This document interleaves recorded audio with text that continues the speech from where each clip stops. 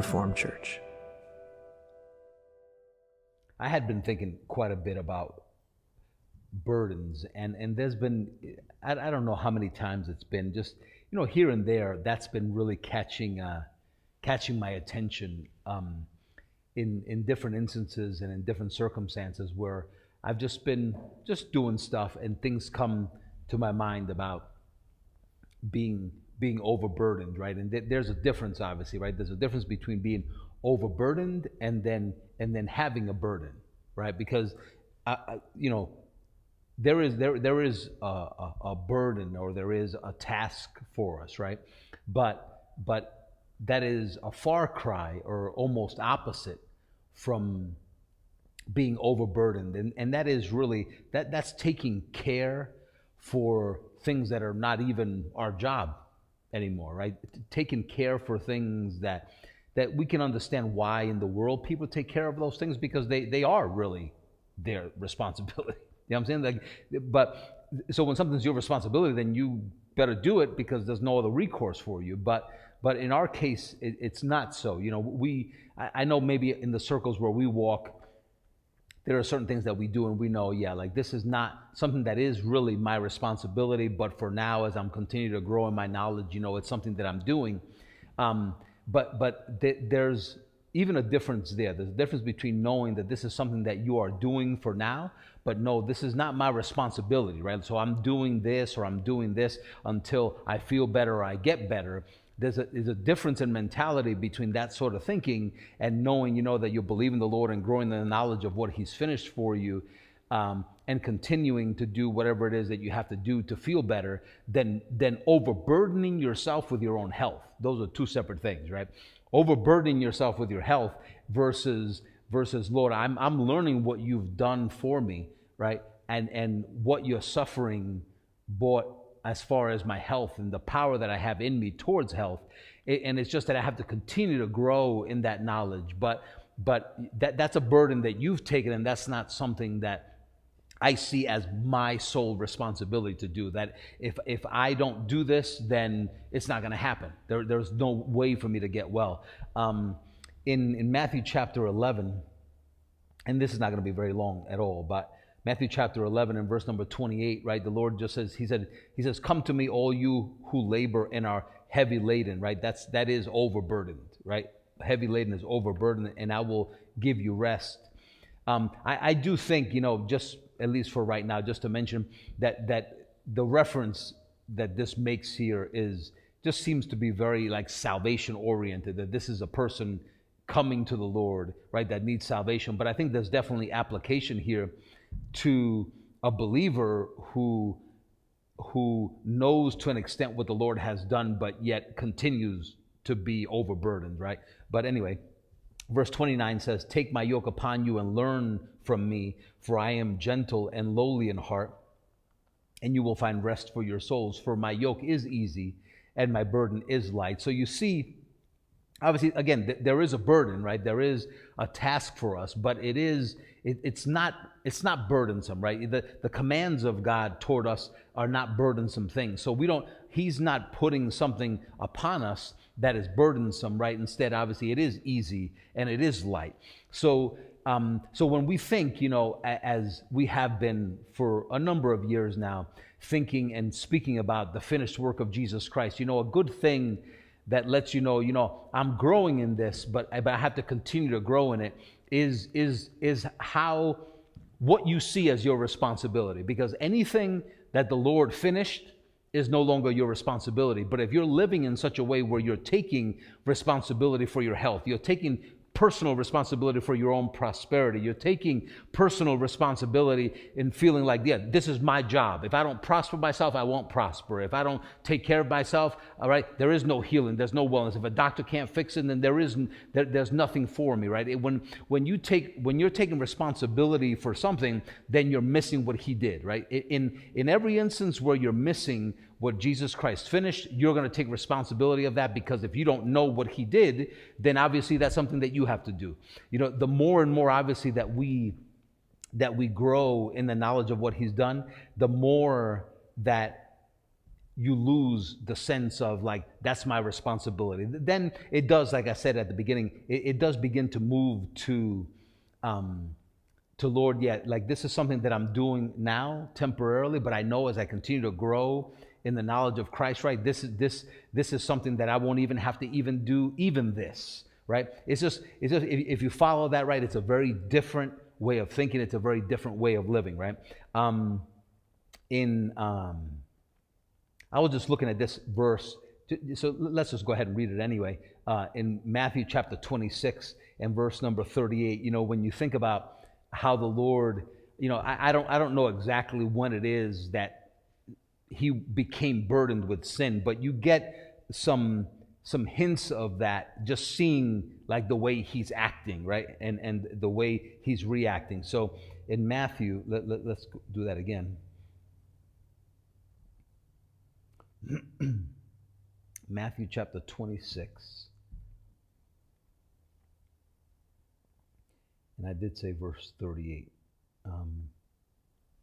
Then he said to them, my soul is exceedingly sorrowful, even to death. That's like, if you just think about that for a second, and I didn't spend a lot of time thinking about it, but it was just some time this morning. I just was kind of just letting that just kind of run through my brain a little bit, when he reminded me of that verse. Just the part that I had remembered was even unto death, right? And I thought it was like grief unto death, but essentially that is, maybe I just was remembering like a different translation, but to be so burdened with something, he said even unto death, right? Like that's just like when you begin to see like the burden that the Lord took, the weight, the weight of sin, right, that he took, the